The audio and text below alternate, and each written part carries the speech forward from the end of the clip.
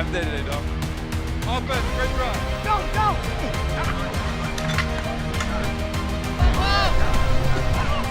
Stop! 1, 2, 3. Welcome into practice today, presented by SiriusXM. I'm Ethan Greenberg right here in the BetMGM studio. EA representing us live on the patio yet again. About an hour and a half ago, EA, though, let's start with some breaking news. It was reported that Jets head coach Robert Saleh and the Jets announced that he had tested positive for COVID-19, which means that Ron Middleton, the tight ends coach, is going to serve as head coach until Saleh can clear protocol. Yeah, COVID's spreading throughout the building. It's spreading throughout the region. It's spreading throughout the United States. Saleh actually indicated that the Jets were having a run throughout the building with the virus on Monday, and indeed he tested positive himself today. He's experiencing symptoms. In the interim, Ron Middleton is the Jets head coach. So he's going to run practice out there, and there he is right now leading the green and white. Ironically, as the Jets prepare for Sunday's game against the Jags Greens, Middleton previously was with Jacksonville for the past 8 seasons. Yeah, first of all, great look between the beard, the shades, the green gloves. If we have a little bioblast of Middleton, like who is Ron Middleton? Let's show it now, because like EA said, he was a player for 10 seasons. Mm-hmm. Then he coaches in the NFL for 11. He spent 8 of those 11 years in the NFL with the Jacksonville Jaguars as a tight ends coach. And then he coached in 13 seasons in college, stints at Troy, Mississippi, Alabama, and Duke. And Ron Middleton not only has tight ends experience, EA, he's also the special teams assistant at different stops throughout his coaching career. Yeah, definitely an experienced guy.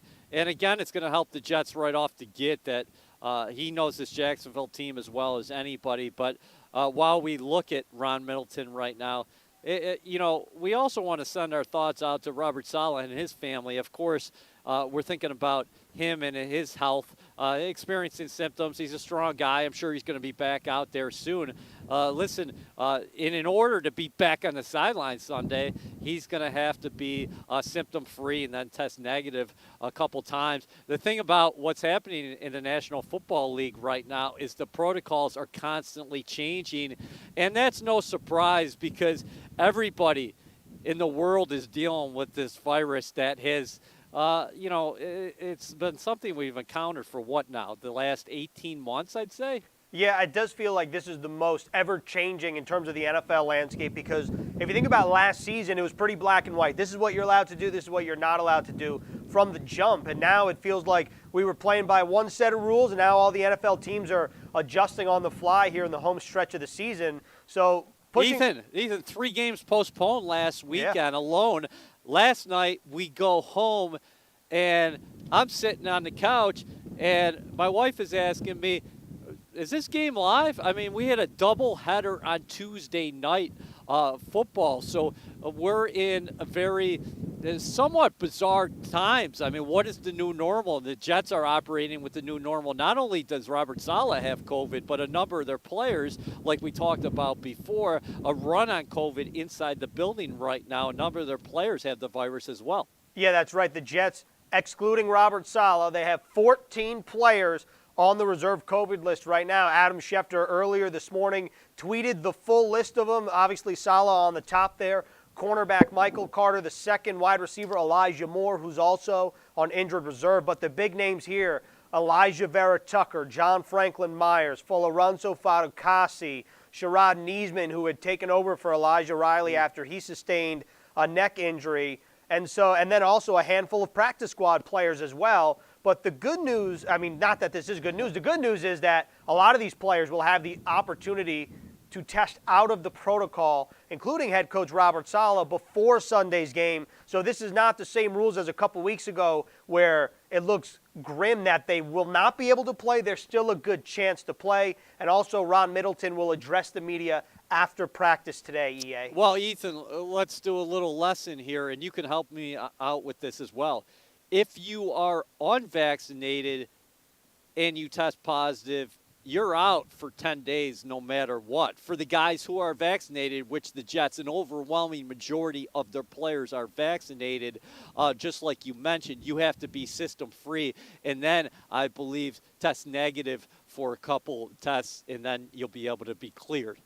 Yeah, that's right. And also, it's two different sets of rules. And this is dating back to when the vaccine became available for the players. The vaccinated players would have an easier time or like a less strict time in the facility, and then the unvaccinated players. And this is to your point, if you're unvaccinated, you're out 10 days, right? So Folorenzo Fatukasi, Elijah Moore, Elijah Vera Tucker, the whole list. We don't know who is and who is not vaccinated. All we know is that some of those guys will have the opportunity to test out of the protocol. And so it's going to be interesting to see what happens here as we inch closer to Sunday. Of course, it is only Wednesday. And right there, Ron Middleton organizing the team's practice here at Florham Park, what sounds like a very windy practice, EA. Confirm or deny that real quick? Greens, a little levity. We all need that on a day like today. Yeah, it's a little bit windy out here, but for a December day as we head towards Christmas, it's not bad at all here in New Jersey. In fact, I guess if you're the Jets, you probably wouldn't mind this weather with Jacksonville coming to town. Yeah, that's a good point. So, what was today's headline is no longer today's headline because of what we just laid out here. But you could have talked about this matchup here between Zach Wilson and Trevor Lawrence. Could have circled in the calendar April 28th, day one of the NFL draft, because Trevor Lawrence, the number 1 overall pick, Zach Wilson, the number 2 overall pick. They're set to square off against each other Sunday at MetLife Stadium. Yeah, and for both of these passers, it's been an uneven year. You're thinking about Zach Wilson missing the 4 games with the PCL sprain. And then how about Trevor Lawrence this season? He's had to endure the organizational instability there in Jacksonville. They started the year with Urban Meyer, of course, as head coach. Darrell Bevell is the interim head coach with the Jacksonville Jaguars. And how about this, Greens? The person who's going to be calling the plays for the Jaguars on Sunday is Brian Schottenheimer, who held the reins as Jets offensive coordinator from 2006 to 11. Oh, well, does that mean that, are you saying we're going to see some ground and pound, MetLife? I would not be surprised considering the Jets' struggles with their run defense lately. You saw what Miami did last week. Jacksonville got James Robinson. He's a very impressive young player, averaging 4.7 yards a carry. And as we look at Zach Wilson, let me throw some numbers at you that I think are encouraging. Since he's been back from that knee injury, 5 total touchdowns and 2 interceptions. And he's been interception-free the last couple games. Now he's averaging just 185 yards a contest through the air the past 4 games, Greens. But how about the way the Jets have come out of the tunnel 2 of the past 3 games against Philadelphia? First 3 possessions ended with touchdowns. And against the Dolphins, on the Jets' first 4 possessions, they scored points on 3 of them.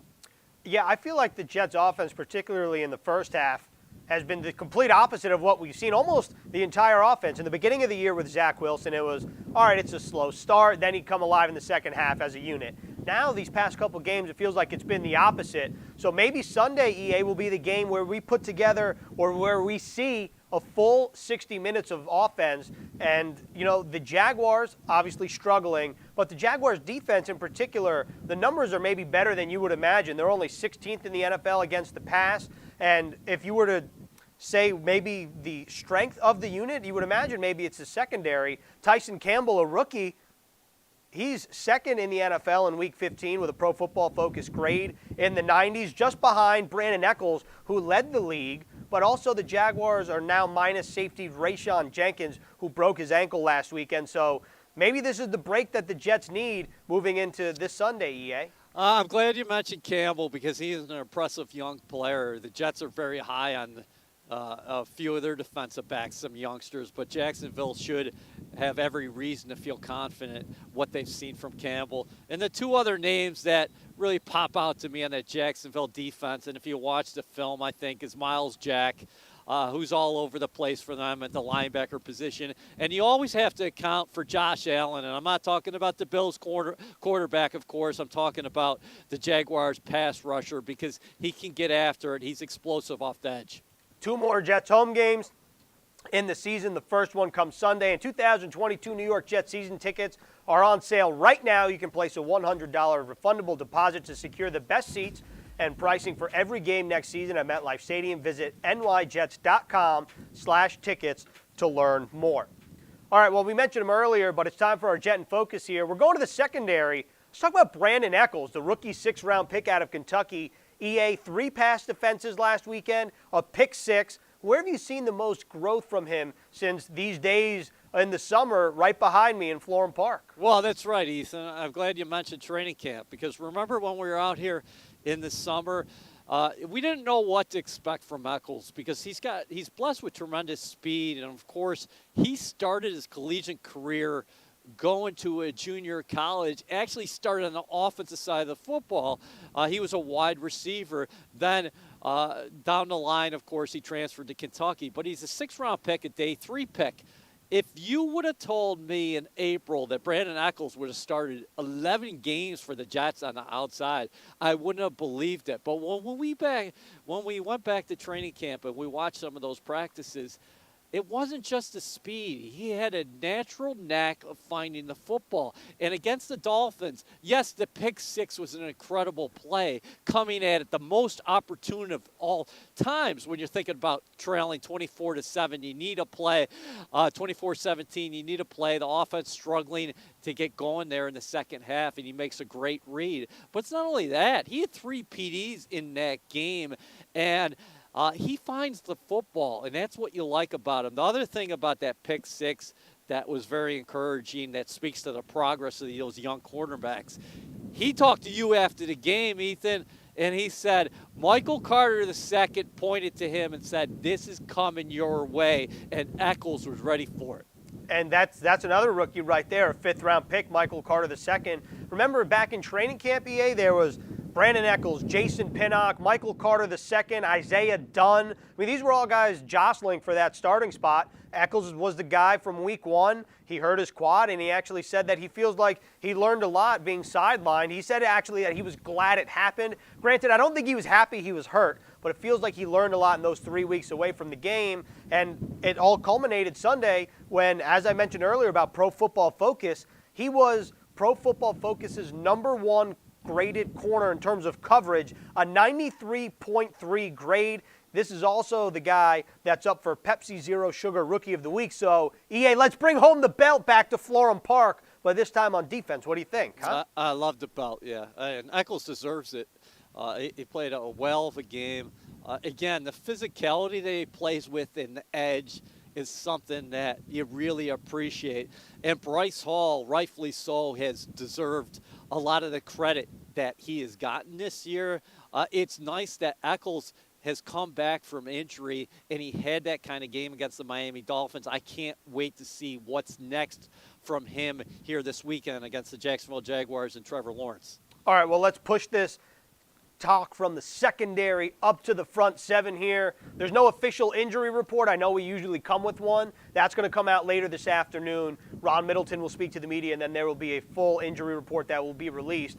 But we did take a look at Adam Schefter's tweet earlier. There were a lot of Jets defensive linemen on that list. When you think about guys like John Franklin Myers, Lorenzo Fatukasi, right now we're taking a look at someone not on the list, Quinnen Williams, but that's somebody who is battling a shoulder injury.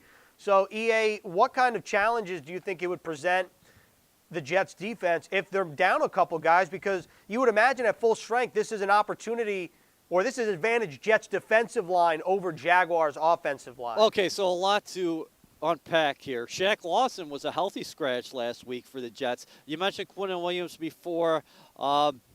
He played with the harness. And he'll probably practice with a harness, I would imagine, and we'll get a report on his status from Middleton here after practice. But Saleh indicated earlier this week that the Jets were very optimistic about his chances this week. How about Sheldon Rankins there in the middle? I don't know if we talk about him enough. He's got 19 quarterback pressures so far this season. Bryce Huff returned to the lineup last week off to edge after a long layoff, of course.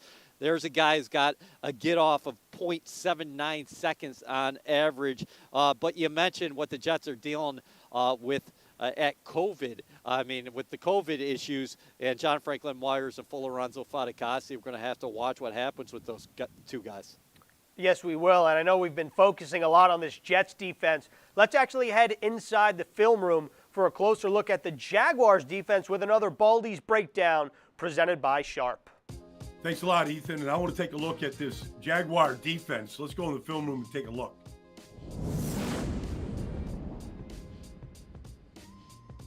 This is the Jacksonville Jags against the Houston Texans last week. But any game you turn on, Miles Jack, number 44, is going to be around the football, the middle linebacker, along with Damian Wilson, 54. But Miles Jack just knows how to find the football. Scrape, gets to the ball, he tackles, he covers, he blitzes, he's sideline to sideline. He's an excellent football player. Then in the middle, I think they have a good push right here with Malcolm Brown, number 90. I mean, he's been a good player everywhere he's ever been. But he can get to the quarterback and he can push the pocket. Forces the quarterback to move one way or the other. Hard to step up when Malcolm Brown is in the middle. Now, they have two safeties that start every game. Rayshon Jenkins, number 2, and number 42, Andrew Wingard. They're interchangeable. All right, and when Wingard comes, he's coming to make the tackle. Very aggressive player. I think he's third on the team in tackles. But the thing that stands out to me about the Jags defense is anything good that happens. And they have all the stunts and the twist stunts and all the stuff like right here, this end tackle stunt.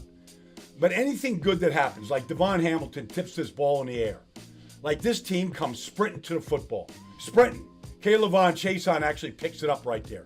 But they get excited about just about anything good that happens on the football field. Great stuff from Baldy, as always. And if you're just joining us here on Practice Today, presented by SiriusXM, just want to recap the breaking news off the top of the show here. Robert Saleh tested positive for COVID-19. Ron Middleton, the tight ends coach, will serve as the head coach up until Saleh can clear protocol. That can happen as soon as tomorrow. His status for Sunday still in question. We'll have to monitor it. I would consider it day by day if I were to use an injury report term. So we'll see what happens as the week rolls on here. EA, let's talk about these Jets wide receivers, because without Corey Davis and Elijah Moore on the field the past 2 weeks, haven't seen the same kind of production that we've seen before when they were on the field. And last week, the wideouts accounted for 75 total yards combined on 7 catches. So do you think that they have a better opportunity Sunday to be a factor against this Jags defense? Yeah, but with that being said, I really like Mike LaFleur's game plan last week. He had a lot of simple reads for Zach Wilson out of the in that first half, and they also got him on the move with a lot of boots, and he was so creative.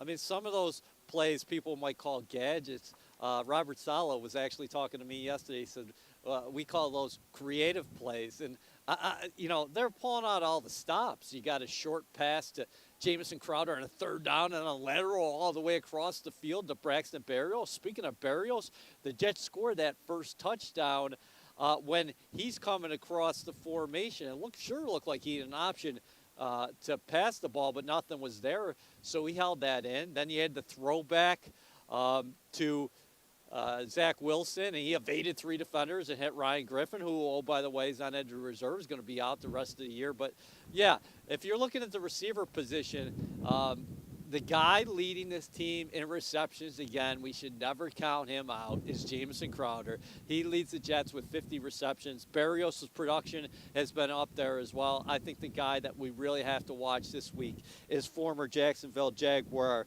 receiver Keelan Cole, averaging 16 yards of reception. You know he's going to be up for this game. Yeah, you know, I'm glad you mentioned that, because last week we saw Braxton Berrios, the former Miami Hurricane, score in his college stadium. I mean, I feel like Mike LaFleur is trying to create plays for his players, like for the storyline here. So if that's the case, wouldn't you expect Keelan Cole's going to get a crack at the end zone this week? We'll have to watch it, Greens. But that's a former undrafted free agent in Keelan Cole, who had 159 receptions with the Jags for more than 2,200 receiving yards and 12 touchdowns. He added a punt return touchdown in his time there. So you know he's going to be ready to rock and roll. But, yeah, the guys who have had heavy usage of late, of course, are Jamison Crowder and Braxton Berrios. But, yeah, look for Cole to get in the mix this week. Look, I like Keelan Cole. He's a fun guy. He's always energetic. He's got to take some throwing lessons from Jamison Crowder, because it sure looked like Zach Wilson was open on that trick play. He was, but I mean, he would have had to get rid of that football really early because he was fading away. That's a tough throw all the way across the field there. It is, but can we just also point out, you mentioned Jamison Crowder being a reception vacuum and a monster in that sense. How about Jamison Crowder throwing the ball? Remember last year he had the touchdown pass to fellow slot receiver Braxton Berrios down the sideline against the Browns. Now he's throwing to Berrios across the field on 3rd and 15. I mean, Jamison Crowder, maybe back in the day, I bet he was a pretty good quarterback. Well, we've talked to him before about his expertise on the hardwood at Duke. He used to play pickup games with all those stars, all those 5-star recruits for Coach K and the Blue Devils. But, yeah, that guy is very accurate with the football. He's dangerous with the ball in his hands. So, yeah, I don't think you hold back with Jamison Crowder at all because he can toss it, man. He's an accurate thrower. All right, well, now it's time for our Stats Amazing segment here on Practice Today, which involved the number 2 overall pick and the number 1 overall pick, because Zach Wilson and Trevor Lawrence are set to make it 4 times since 1967 that quarterbacks taken with the NFL's first 2 draft picks played against each other as rookies later that year. EA, your thoughts? Well, that's what we were talking about. It was going to be the top headline today until we got the news about Robert Saleh testing positive for COVID and Ron Middleton being the interim head coach for the Jets. Yeah, 1 versus 2. It's something that we circled on our calendars way back in April. You're right about that. But for the Jets and the Jaguars, I kind of think these quarterbacks face different situations because the Jaguars go into an offseason where they don't know who their head coach is going to be next year. They don't know who their offensive coordinator is going to be next year. Robert Saleh, conversely, is laying the groundwork, and Zach Wilson can head home here this offseason and work on things and watch film and know he's going to be back in Mike LaFleur's system. And I like the balance the Jets have showed. Of course, Zach Wilson's not throwing to Elijah Moore right now. Hopefully Moore's back in the lineup next week. But I think there are things that are encouraging signs for the Jets from an infrastructure perspective. When you look at the draft next year, Jacksonville could have the number 1 overall pick for a second consecutive year, especially if the Jets do beat the Jags this weekend. But they'll go into the draft knowing they don't need a quarterback. Likewise, the Jets are going to have 2 early first-round picks. By the way, the Seattle Seahawks lost again last night, so these could be 2 top 10 picks for the green and white. But again, it's about getting pieces around the quarterback, and I think the Jets are poised to do that, not only in free agency, but of course the draft on both sides of the ball. All right, well, for more numbers, let's hear from NFL Network analytics expert Cynthia Freeland. Ethan, EA, happy holidays and happy week 16. I got 3 numbers for you for this week's matchup with the Jags. You ready? Okay, the first number is 9. Brandon Echols allowed only 1 pass in his coverage to be caught for 9 total yards. He had 3 forced incompletions and, of course, scored on his pick 6 last week against the Dolphins. Bryce Hall only allowed 17 total yards in coverage on 3 receptions. That is his 3rd straight game, allowing less than 20 yards to opposing passers. He also forced 3 incompletions. The next number, well, it's 10. The Jets had 10 defensive pressures against Miami. They came from 4 players. Sheldon Rankins earned 1 sack on 2 pressures and also recovered a fumble on a 4th down fake punt play by Miami. And the last number, it is 0. Maybe that's not a number, but whatever. We're going to go with it. It's 0. Last week against the Texans, the Jags defense managed to earn exactly 0 pressures on their 12 blitz attempts. Jacksonville blitzed on 38.7% of Houston's dropbacks, but was unable to turn those into a single pressure. Maybe the Texans offense showed the Jets a blueprint of how to handle the Jags blitz packages. All right, great stuff from Cynthia Freeland, as always. And typically we end Practice Today presented by SiriusXM with either the cover 2 or the option route. We got no options, all right? This is the giving season. We got no options. We're just going to do questions. So it's kind of like the option route, just without the options. So whatever name you want to give it, go for it. EA. Ethan, let's go back to what Cynthia said right there. Is 0 a number? Ooh, this is like, is water wet? I would say 0 is a number. Okay. All right, cool. Do you agree with that? I don't know because I'm counting up with my daughter, and I never start with 0. It's always 1, 2, 3, 4. All right. That's fair. Do you think water is wet? Or do you need to put something in it to become wet, and the object then gets wet? I would say water is not wet. That- Water is water. That is water is water, and that it is H2O. Anyway, EA, kick us off here. What is your favorite holiday movie? National Lampoon's Christmas with Chevy Chase, by far. The Griswold family. Who wouldn't want to spend a Christmas or a holiday season with the Griswolds? Who would not want to spend a holiday season? I mean, Dad had it all. Chevy Chase. I mean, every year that's something I got to watch. How about you? I like this is a rather new animated movie on Netflix. I watched it for the first time last year. It's getting my favorite. It's called Klaus, and it's animated. It's great. Pulls at the heartstrings. I would highly suggest to watch it. It's on Netflix, and so that's where we're going to go from there. Now, You said the heartstrings. What about it? I don't want to give too much away, Okay. but it's just like it's a kids movie. It's all ages, right? You can watch it if you're young. You can watch it if you're old. If you're somewhere in between, it does not matter. And I think everybody will like it. I don't want to give too much away. It's just it's a nice holiday story. It makes you feel good afterwards. I think I don't want to give too much away, but I highly suggest everyone to watch it. But if you were an offensive lineman, and we take a look at Dan Feeney and the rest of the bunch there, what gift would you like to receive, EA? A grill and a case of beer. Yep, I'm in agreement with the grill and a case of beer. That sounds good. I was just going to say the grill, but, if you're grilling, you do need a little, you need a little chilling. Yeah. So I like that. Okay. All right, number 3, do you dunk your cookies in milk? No. Do you? Have you ever dunked a cookie in milk? That's the real question here. I probably have. I don't think I even have like regular milk in the house, maybe some almond milk, but no, I've never done that's not a tradition for me, dunking cookies in milk. It's not a tradition for me. I've done it in the past, but I don't actively do it. You know what I mean? Like, to me, the anomaly is not to dunk in the milk, but I do occasionally dunk in the milk. Is that fair to say?